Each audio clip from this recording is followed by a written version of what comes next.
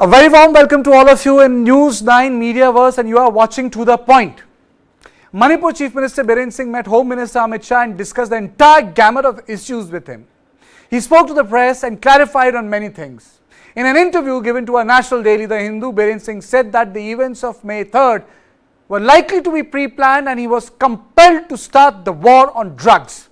He also said that the members of the Kuki-Zo community would be provided adequate security. The assembly session is due to begin in Imphal on 29th of August, and he promised security for the members as well. Now let me come to the point. There are two takeaways from the interview to the National Daily.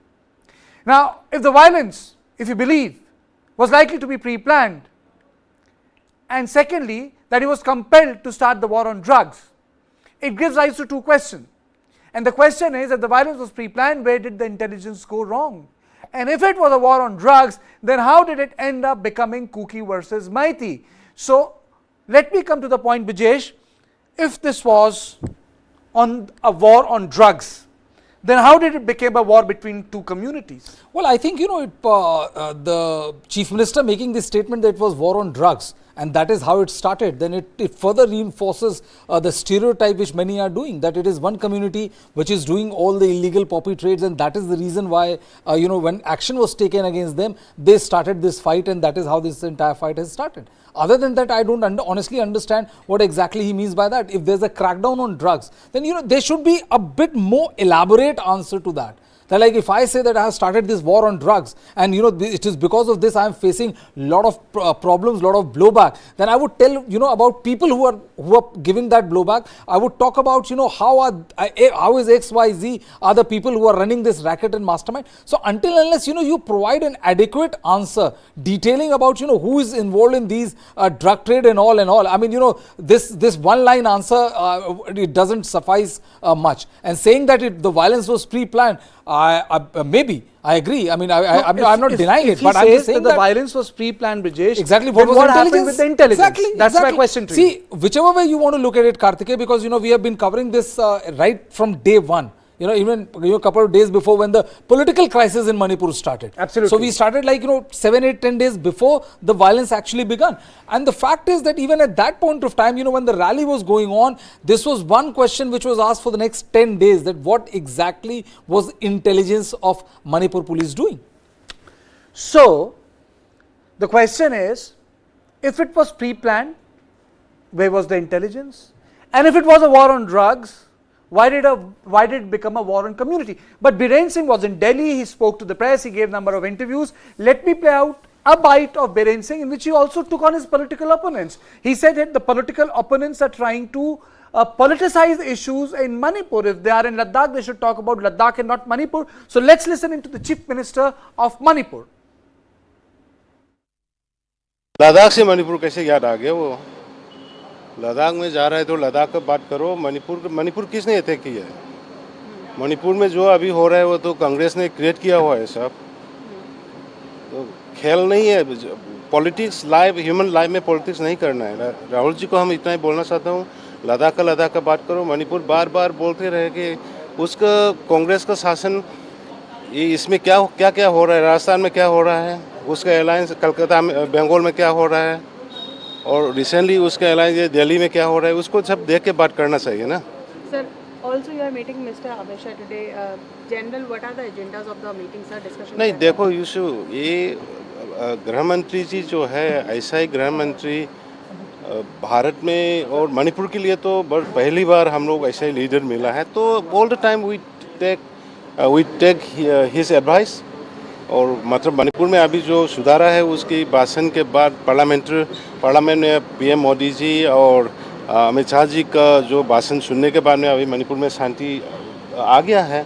तो इसी की वजह से शांति और आने के लिए और रिहेबिलिटेशन जो डिस्प्लेस पर्सन जो है उसको सेटलमेंट करने के लिए हम रूटीन वर्क है, हम गृह मंत्री जी से एडवाइस लेने आए हैं.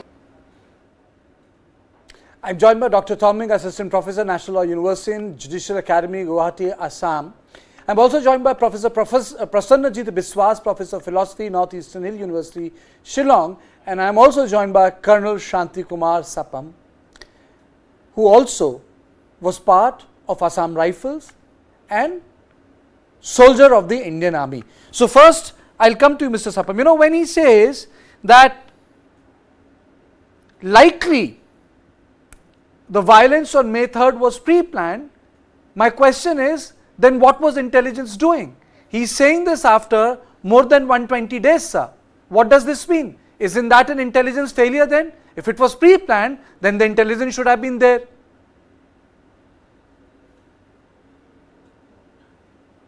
Good evening, Kartikeya ji and Brijesh ji. Good evening. Exactly Good evening, what sir. I have been telling from before, that when anything happens like this, of this kind, the intelligence report will have to be always there to the DGP, and he's the head of the police forces over here, and CM, and even in the center also, the intelligence report will be always there. That is why I think, and on third, things of this magnitude happen. It's very surprising to me also, basically. So very surprising. Mr. Toming, your opening comments, isn't that an intelligence failure? If it was pre-planned, isn't that an intelligence failure?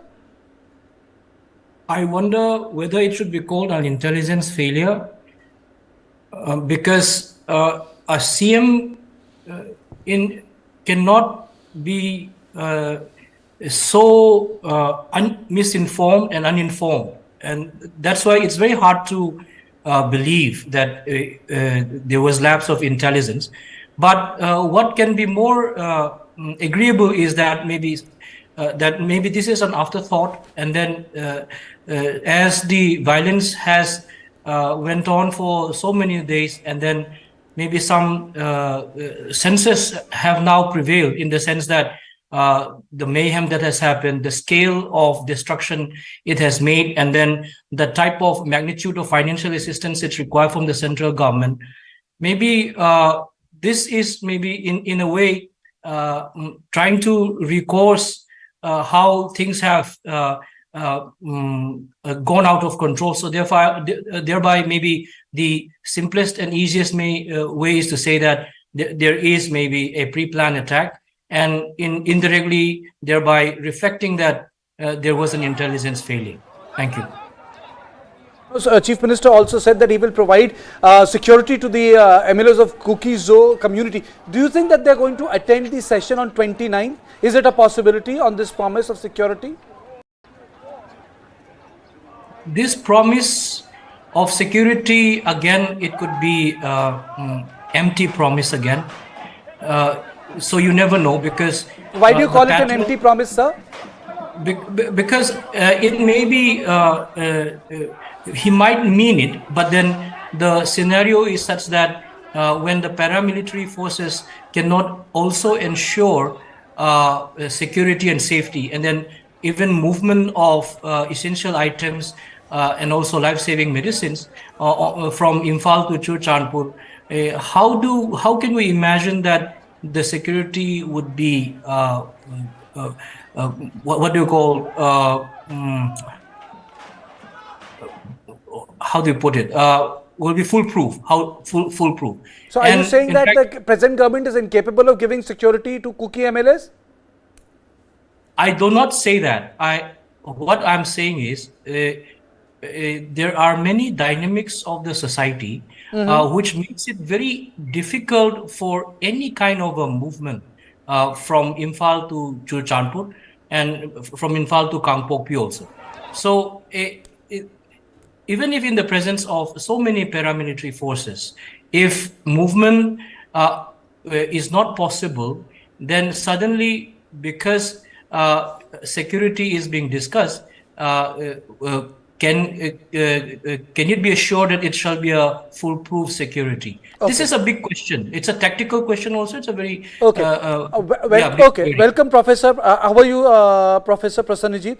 There are two things. There are a number of things he said in the interview. The first thing, Dr. Biren Singh to a national daily said, well, it seems like that the events of the violence of May 3rd were pre-planned. And second thing he said, I was compelled to start the war on drugs. I'll come to the war on drugs later, because it begets two questions. Why is he saying this after so many days, that it's likely that it was pre-planned? If it was pre-planned, then what was the intelligence doing? Yes, I mean, it's not a question of And right what does now it mean when he looking. says it was pre-planned? What does it presuppose when you use the word pre-planned? Now, actually, one has to find out who planned it before it happened, you know. And that will involve a large number of actors. The government of Manipur is not even able to manage the FIRs, and they are not able to say concretely what action followed on the FIRs that were filed, especially in the cases of sexual violence, how many people are violated and how these victims are treated at this moment, whether any reparation, rehabilitation had happened to the victims or not, is still not known. So putting everything as pre-planned is probably not the right answer, because pre-planning is still to be decoded, it's still to be understood. And if Manipur government has all the information, critical information apart, information that are of general interest can be shared with the public to, to return back to a situation of credibility. It's a great credibility crisis in which the government is suffering from, because whatever is being claimed in an interview and whatever is spoken of has to be reflected on the ground. And what is reflected on the ground still shows that uncertainties are still prevailing. Still, we are witnessing arson. Still, we are seeing that in a very sophisticated manner, the house of an ex-MP gets burned. I'm not blaming anyone, but I'm simply looking at it, how it is fleshing out. We still see a lot of insecurity on the ground. So if everything is pre-planned, is it something like God's hand? Or it is orchestrated? They are concrete actors. And then the other question about war on drugs or illegal immigrants, one has to note that the Myanmar's junta is bombing in Chin province and in Sagaing province, adjacent and close to Manipur border. From one of the places where bombing happened last week, 700 of the people had to find shelter in Manipur. Now, why Myanmar's junta is bombing in the areas adjacent to Manipur? Now, you see, there are these larger geopolitical issues as well. And as much as I understand, the question of narcotic, the question of drug, and the other menaces actually goes in a long nexus. We have heard about Brinda's story, IPS officer Brinda, what she has told. We have seen a large number of edicts from where they come. So can that be fixed on a community? So this kind of a blame game takes us nowhere, nor it absolves anybody who is at the helm of affairs. So therefore, one has to be accountable. How we return to accountability, how we return to credibility, how we return to a kind of a concrete understanding of facts and the way things are happening in an undesirable manner in terms of loot, arson, repeated acts of violence and retaliation. One has to understand that if we are able to grasp this, then we are able to grasp the Manipur situation. Until and unless we are able to grasp it in totality, we are not able to grasp the situation. That's what I would like to humbly suggest here. Okay, I'll take this forward. Colonel Sapam, Chief Minister also said that he was compelled to declare war on terrorism. Compelled. What does that mean? See, Kartikeya ji, the questions about drugs have been happening since a long time, and Manipur has been a place, all the drugs have been passing through Manipur, and not many people are involved. I'm not saying that like all the communities must be involved, and it's a matter of degree how many people are taking place, taking part in this. And we have seen but the Sapam Sahab, let me statistics just tell also. you, today all three of you were here. After a long time, Manipur Hmm. Chief Minister Biren Singh has given number of interviews. He has spoken to the press. Something is on audio-visual media, something is on the text. So I think it's today is the right time to analyze the Chief Minister, analyze the government, because this is an opportunity as a journalist. Because he has made certain very important points as well. Compelled to launch the war on drugs, the Chief Minister is saying, I'm going by compelled. He says pre-planned. There are important takeaways on that. So that is why I'm asking you, that when he says compelled, what does that mean? Yeah, that's very right. Before this 3rd May, just around 1 month back or so, I saw one video in which it is available in YouTube also. Chief Minister briefing the media on video and showing those, hills, all the ranges where the poppies have been cultivated and that the whole area has been spoiled. So he said he will declare war on this, and he had passed on that day only. And he said that some Gao Buras also have been arrested and all those things, and stringent punishment will be given to them for spoiling. And he said that these are not human. These are also, he said. So that was, around 1 month before. Yes, this is the one exactly. And if you see this, the civilization of Manipur started at the foothill of this, peak. It is called Kobru. The first Meitei, they started staying at the foothill of this mountain, this peak, around 2000 BC. I'm talking about 2000 BC. And, one sentiment has been heard, actually, probably he also must tell as a chief minister, he must be feeling that now he is responsible for, maintaining the environment of this state, and it belongs to India, it belongs to the world. Environment has to be, the forest and all those things have been disturbed over here. So he must be getting, he is sitting in the top chair of Manipur, and he must be getting information that all these things are happening. And even from the center also, I would say, he must have been, I believe, as per the army functioning, from the top also, in a Sapam way, sir, my question. Can I ask him one question? Oh, absolutely, Sapam, absolutely, Sapam Brijesh. sir, it's really very good to have people like detailing out the entire thing. But I just wanted to ask you one simple question, sir. War on drugs is brilliant. I mean, as a father of 2 children, I don't see, anything much worse than your kids succumbing to the temptation of drugs or the drug suppliers and all. But sir, where exactly, according to you, Mr. Sapam, that war on drugs changed into war on a particular ethnicity, if you get what I say, sir? A war between two ethnicities, Actually, we can put it like this. That is a question. That is a question which I also have been wondering. Now, the chief minister must have been, he must have been briefed by the, Home Minister, Union Home Minister and all. I don't know. Whereas in agencies are there in Manipur, he also must have been briefed. Brinda thing and all those things, those things are there. But then he also must have been pressed. Chief Minister, what is happening in your state? So many inputs are there, so many infos are there regarding drugs. What is happening? So he also must have realized that we have to take some action. We have to take some action about this drugs and all this thing. So he started off, and my question is, the one question I have, please, this is for everybody, and everyone must ask this question also, I think. If the chief minister takes some action against some wrongdoing, is he, number one, wrong or right? That is number one. And if the chief minister had taken some action against something, some wrong thing, then why to the community? Why to other community where he belongs? This is one question which I have been, this has been lingering in my mind. Mr. Tomming, Prasanajit ji, any one of you would like to take that question of Sapam Saab? Tomming, would you like to do it? Dr. Tomming or Prasanajit ji, would you like? Who? Mr. Tomming, would you like to go first? Yes. Right. Okay, go first, then I'll go to Prasanajit ji.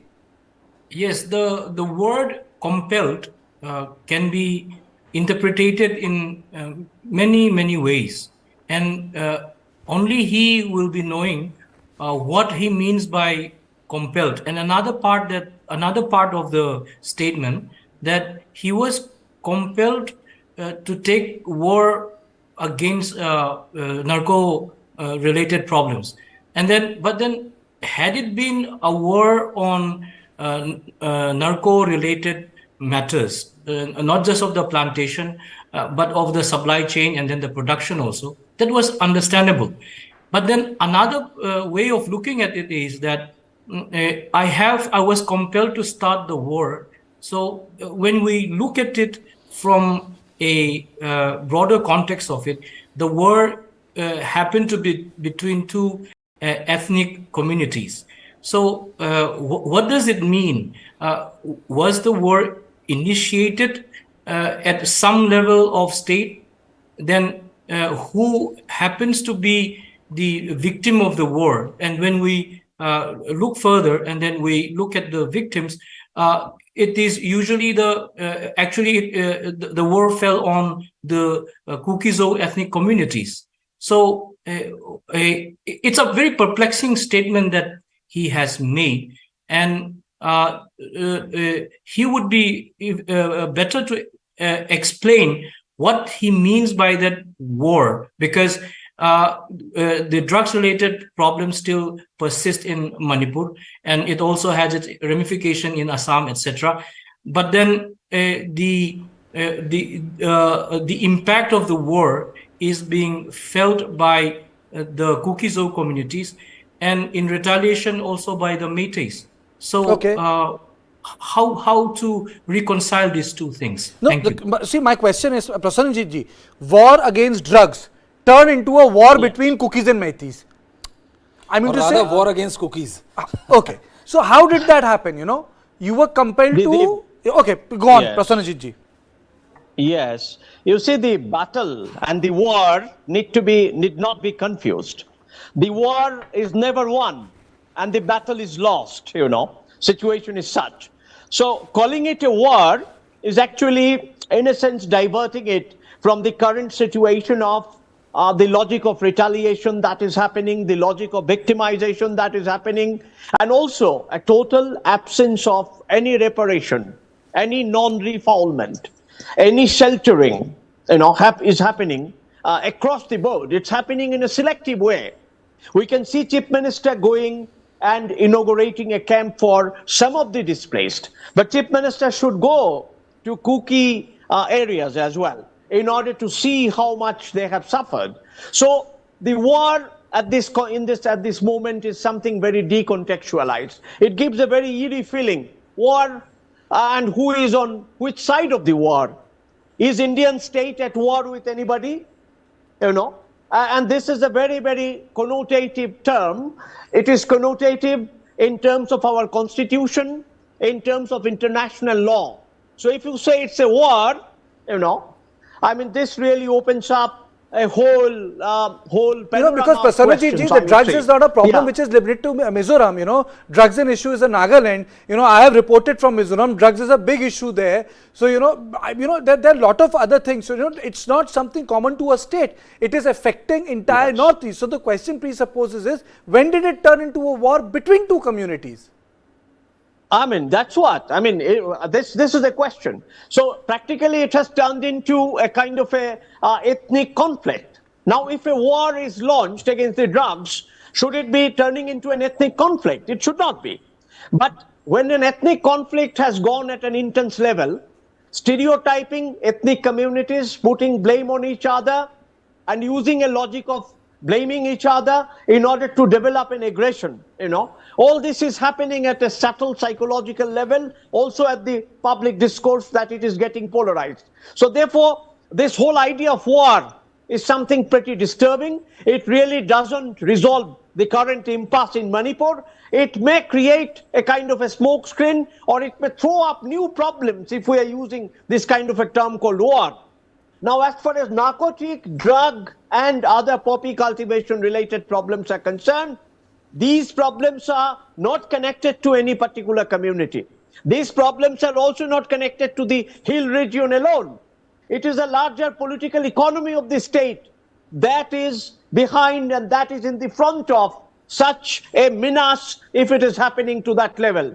Now, without addressing the problem in totality, if we take a piecemeal kind of a position, showing one hill or showing some plots where cultivation are happening and taking action on those plots and evicting people, and in the process creating a lot of tragedies, human tragedies and humanitarian crisis, is that the right approach?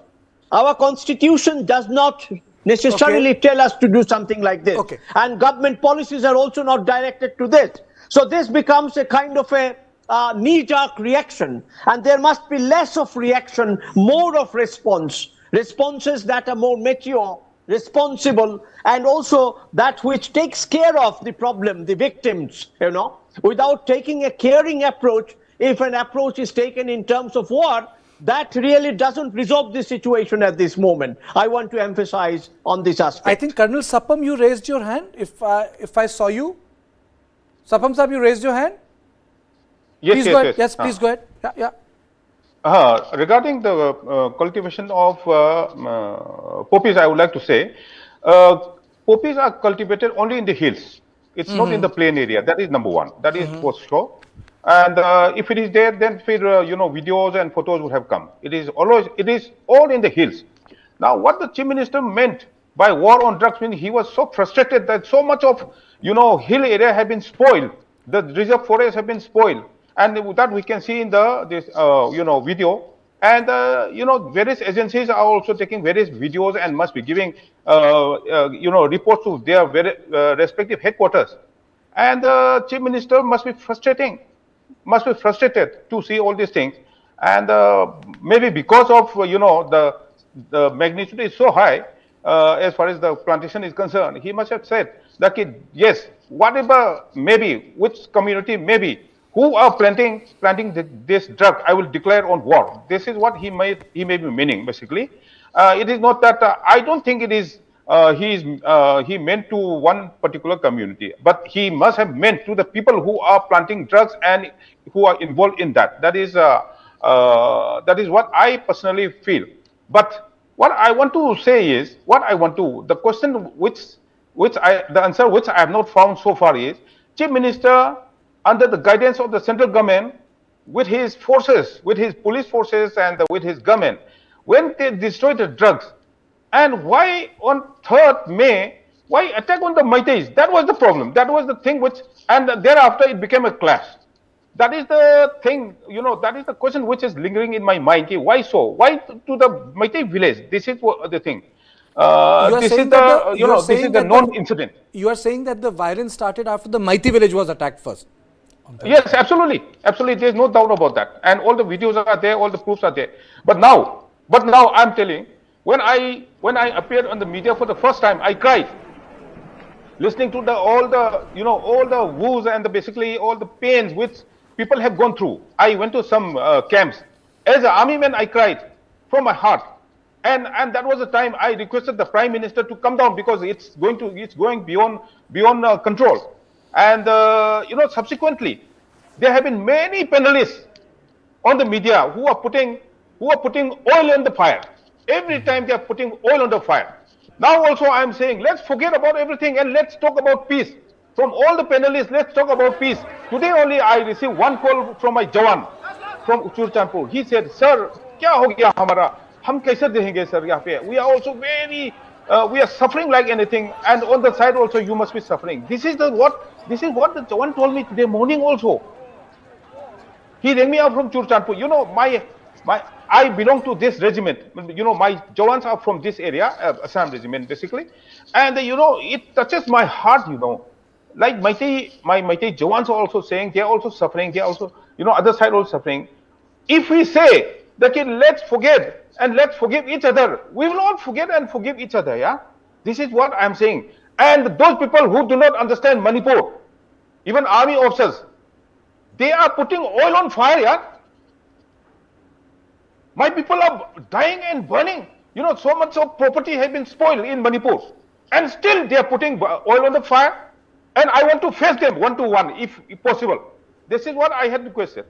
No. I completely agree with you. There are people from all walks of life who are trying to put oil on the fire. Absolutely right. Colonel Sappam, I publicly applaud you for saying that. I applaud you that there are people who are trying to put oil in the fire. Dr. Tombing, you want to come? Two things he said. One that on the 3rd, specifically a Kuki settlement was attacked and it was a precursor to the war. And the second point, he said that the hills and the forests of the Manipur are ravaged today because of the poppy cultivation. And any other thing you can take suo moto. But these are the two important takeaways.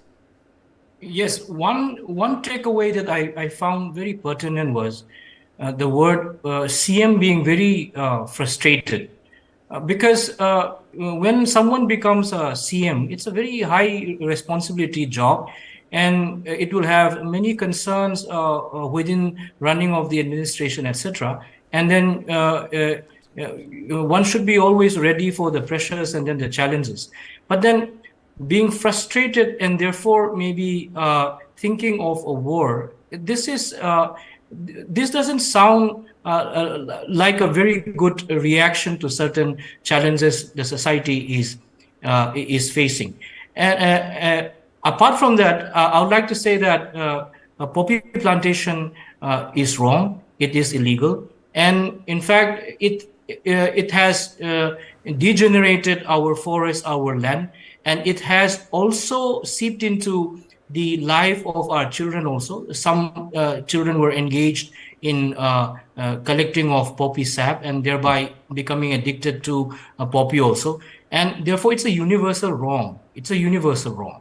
And but then, as a parent of a state, but as Dr. a parent Tomlin, of how a did state, poppy yes. how did poppy become so prevalent in the hill area? Poppy cultivation is there. So the question is, how did it become so prevalent? Is it correct? Is it correct to say, or is it correct that there are a lot of illegal immigrants who are involved in poppy cultivation? Or is it because that the community is so poor they do poppy cultivation because there is nothing else to do? What is the correct thing? I came across one analysis of Nandini Haskar, a very senior journalist. One point that she raised, which I found very pertinent, was that hill terrains are very hard to be cultivated, and when people engage in cultivation of rice, etc., the load of carrying rice itself is a challenge also.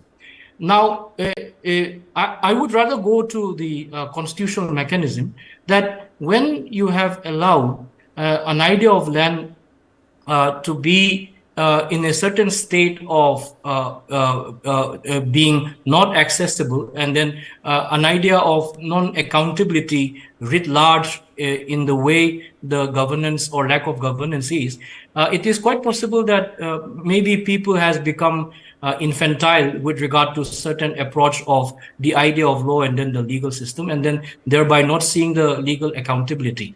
And once that idea is very strongly established, there's a possibility that people knew the loopholes of the law and thereby start exploiting it. And if we take some cue from Brinda Thonautham, it is lucrative enough that many communities got really engaged into the plantation of it, but then the manifest and then the cultivation happens to be in the heel track, and therefore in some context of correlation, okay, let me ask bluntly. You are being very, I think you are being I think diplomatic in the way you have put your argument. I'll ask this to Prasanajit ji. What is the political economy of poppy cultivation?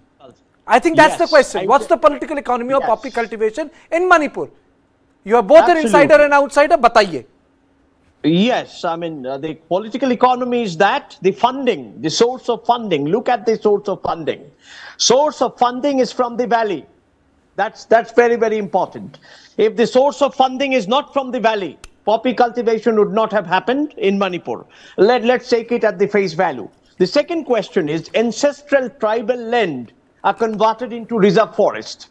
And from the protected areas, Kuki people have been evicted as well in Churachandpur district. Now you see that is also part of the political economy. Why a certain ancestral land is now turned into a reserve forest? I mean that there is a definite intention behind it. Of course, prima facie the intention is to protect the forest. But if that forest is part of the ancestral land, as land of the Kuki Jo community, and then that is turned into a reserve forest, by making a kind of a counter claim on it as sacred land of another community. This is like creating a conflict centering the very status of the forest. Once such a conflict is sparked off, it is possible to identify a community in the name of being a poppy cultivator without taking into account the large chain of political economy, starting from funding to import of poppy seeds, to involvement of certain labor corp, and again earning of wages and dividends from the poppy cultivation, or turning the cultivated poppy into drugs or something else and again supplying it back to the golden triangle. This entire thing has to be taken into totality. Political economy marks that totality. And in that totality, if we look at the totality, as it is always said, so many people will be found inside it. I don't want to name anyone. Suffice it to say that Brinda Thonujam's interview is before us, because she, being the investigator, she has looked into the matter, and her testimony has to be taken as the most authentic testimony about the political economy of drug supply and poppy cultivation as well, and involvement of certain sections of people into it. So therefore, we can't identify poppy cultivation to a hill just because it happens in the hill. We have to look at the real actors behind poppy cultivation, the motivation for poppy cultivation, and who is gaining out of it. That point has to be very, very clear. Okay. It's not the poppy cultivators, but a certain community has been victimized by the side of it. And that is what is another context. The context has to be taken into account, that lot of people of a certain community are victimized. And through that victimization, what is happening is that there is a cry for justice, and basic justice is not ensured. So that is also part of the larger political economy of poppy cultivation. You cannot separate this matter because it has arisen as something emergent at this point of time. Colonel Sapam, you wanted to come in? You raised your hand, Chief. Yes, I want to come in over here. There are 2-3 points which Professor Vishwas has mentioned. Firstly, let me come to the first one, that cultivation in the hills. You know, cultivation of rice in the hill, it is very bad, because the rice, as all the farmers will know, because stagnant water is required at the foot of the rice plant, paddy, basically at the foot, because stagnant water chahiye, lot of water is required. Now, secondly, I do agree that a lot of money is involved as far politically, as far as plantation of poppy is concerned. But wherever Professor Vishwas had made a remark saying that the finance has come from the valley, I don't agree with this, because let me tell you one thing: the valley people also must be involved in this, and those people who are in the hills, and I would not say it is porous border. It is not porous. It is open border. You know, when you say porous is something like when you have fence and there are some cuttings over there, that is called porous. In our case, from Mizoram to Nagaland, it is not porous. It is open border, guarded, just guarded at pockets, but it is not porous. So having this kind of thing, and a lot of turmoil happening in Burma, militants and various things happening in that country, and they also require a lot of funds. And a lot of experts have spoken about Chinese involvement in this, particular plantations and all those things. This all cannot be ruled out. So when I say the valley people, the funding has been done from the valley, I would prefer from this. I would not like to mention this, because this is again a small, some sort of oil in the fire again. Now, ancestral land. Let me tell you one thing. Okay. Then I will have to go to history again, which I do not want to go. No, you can make your point. It's okay. We are not fighting with you. Make your point. Make your point. Make your point. I have to make the point. Let me tell you one thing. As I said, 2000 BC, Manipur civilization started at the foothill of two peaks. That is Kobru, and there is another one called Nomaiching. And thereafter, Imphal the valley was absolutely water.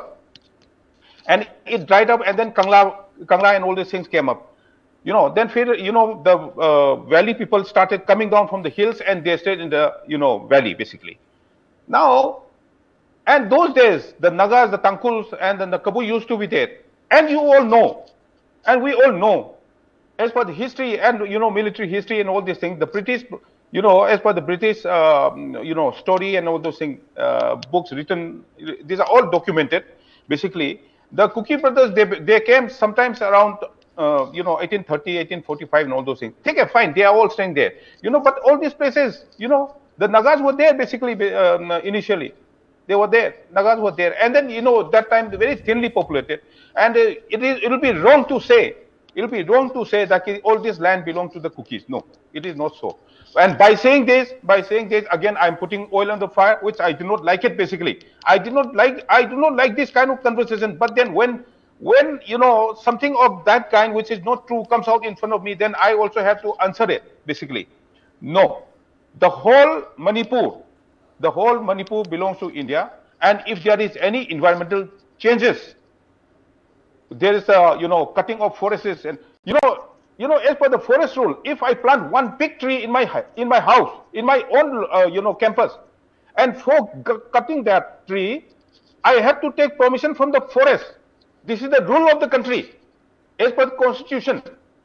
So not, if it is my place also, not on the area, I myself cannot cut the tree. Yeah. Okay. So this is a fact, and this is the rule. Please, let's all understand about the forest rule. Sahab, I think Yes. what you are saying that it boils down to Prasanajit ji. Whose land is this anyway? Isn't it? Whose land is this anyway? Prasanajit. When we discuss, 1 minute, please. Yes, please, Sapamji. Yes, please carry on. When we discuss whose land is this anyway, then it is very dangerous again. Please let us not discuss It is India's land. You ask me? It's an Indian land. Yes, absolutely. It is India's land. It's Union of India's land. One more thing. It doesn't belong to any community. It's Union of India's land. One thing, let me tell you one more thing. One more thing, let me tell you. My house, my campus, I stay in this thing here. My land is there. If the government feels that this road has to be, extended and it has to be made widened, they will take the land. The government is the, the supreme in in any country, that for that matter. No. But one thing is there. In this situation, in Manipur situation, it is better not to talk whose land is this, whose land is that. Please, because that if we keep on talking like this from this topic, then I don't want another, 3 communities are here in Manipur. Mainly, three communities are there.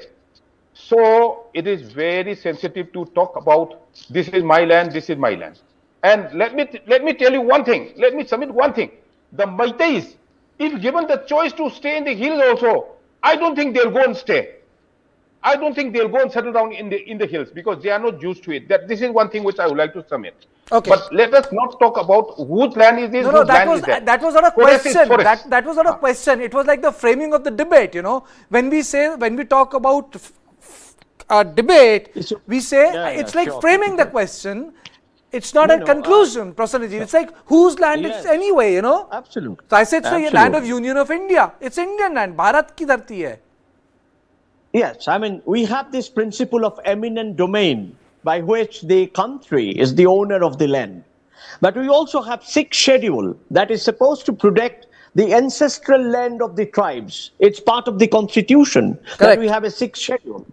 Now, within 6 schedule areas where there are supposed to be councils, we have seen that ancestral land of tribes, whichever tribe that be, that has been unilaterally declared as reserve forest, And this has happened during the COVID time in 2020 in Manipur. And this is well documented by East Mojo and certain other journalists as well. So therefore, the land which is under a schedule, and there is supposed to be an autonomous council to take care of that land, those principles were set aside. Then Manipur Land Revenue Act of 1960 or 61 with the recent amendment in 2020 and 2021 allows selling of the ancestral tribal land, to some people who can buy it. So therefore, there are certain changes in the land laws which are unwarranted, that disturbs the kind of ethnic harmony, the pristine past that Sapamji so well brought out. In the pristine past, there were tribal people on certain ancestral land. Nobody questioned that. Just as Maitai people were settled in the valley, and they sort of climbed down the hills to settle in the valley, and certain people remained on the hills. Maybe they migrated together in the prehistoric past that we are continually regurgitating and reconstructing. Now, coming to this point, when the question was that of settling people on the land is to demarcate a certain boundary, is to allow certain rights, is to protect certain people, we had 6th schedule. We had Article 371C. Those constitutional provisions actually define land belongs to whom. It doesn't belong to a particular person, but it belongs to a community. A community is an inclusive term in terms of constitutional provision of 6th schedule. So it belongs to the Kuki community, certain land. It belongs to the Naga community, certain lands are undefined. It may belong to all the communities together. So therefore, there is no doubt about it that we can clearly demarcate and clearly resolve the matter without creating a conflict by using the constitutional provisions and by ensuring a larger harmony and peace in the society. That is my response. Sapam sir, you wanted to come in? Yes. Yes, I just wanted to submit one sentence or two, three sentences. That is, in case of Manipur, it is, as far as the hills are concerned, it is better not to talk about it is his and it is his, because a lot of controversy is there between the other two tribes. That is what I wanted to say, because it's very sensitive. Isn't it so ironical, Sapam Saab, Brijesh, isn't it so ironical if you look at the buffer zone that has been created?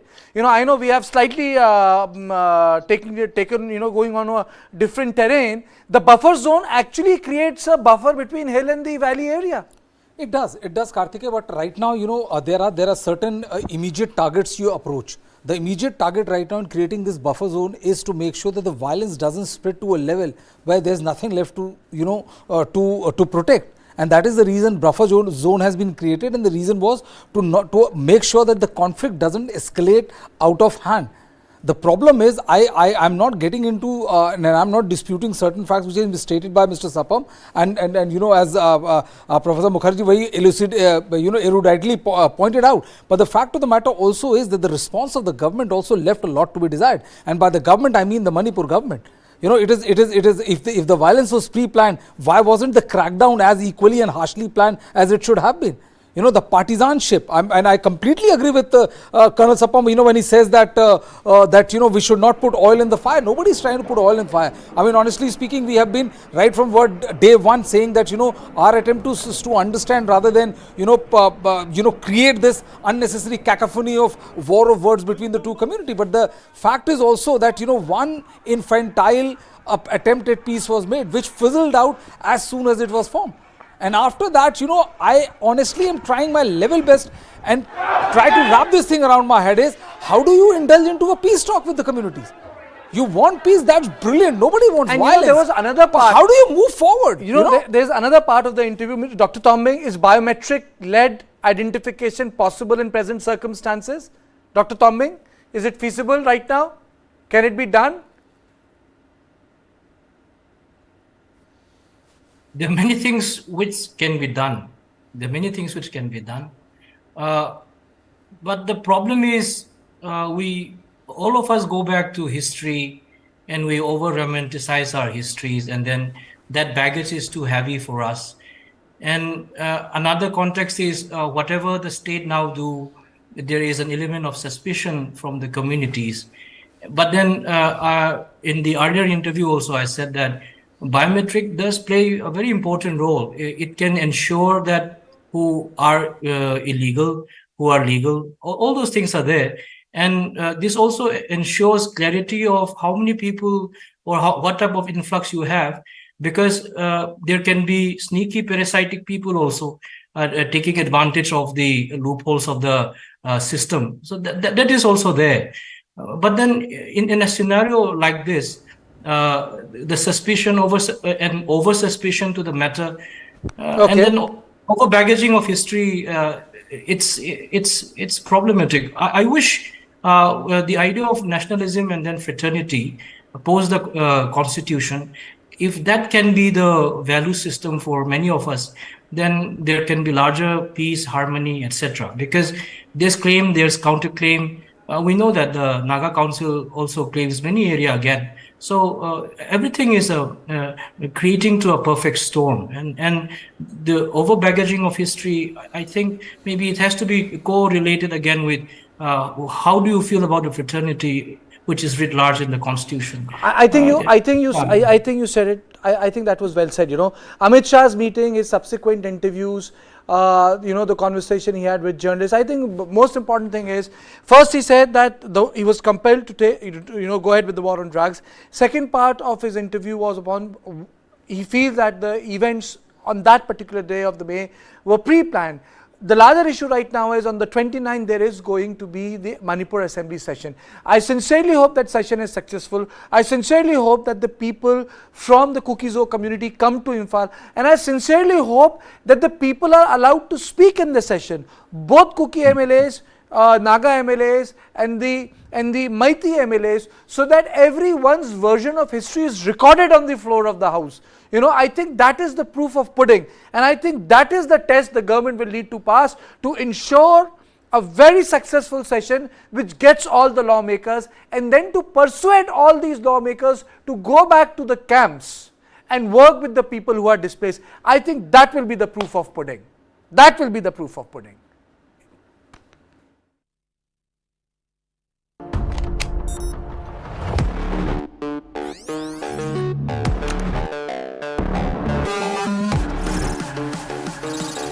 ChatGPT. It can generate codes and human-like responses through text, write stories, and do a lot more. I work in a newsroom with anchors, researchers and scriptwriters, graphic artists, producers, video editors, camera crew. But does a newsroom really need them today? All of us have to think about unique and distinctive value addition that cannot be automated or repeated or replaced by a machine. ChatGPT may kill many companies. A human has to be in the loop with an ability to control this. Dark Side of the Boom. Streaming now.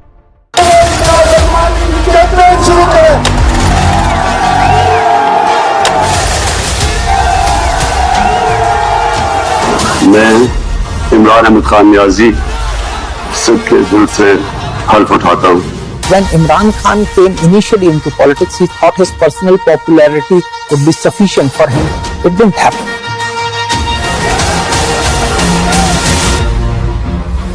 The retired military generals are openly saying that Imran Khan is a better choice. Imran Khan may have bitten a bit too much, more than what he can chew. Implosion. This and more. Streaming on world's first news OTT. News9 Plus. Download now. With all this gear, you must be wondering if I'm climbing a mountain. Well, let me give you a wider look of this place. This is Asia's largest mountain of shame. A mountain of waste, almost the height of the Qutub Minar. When you enter capital cities of some of the biggest countries in the world, you don't have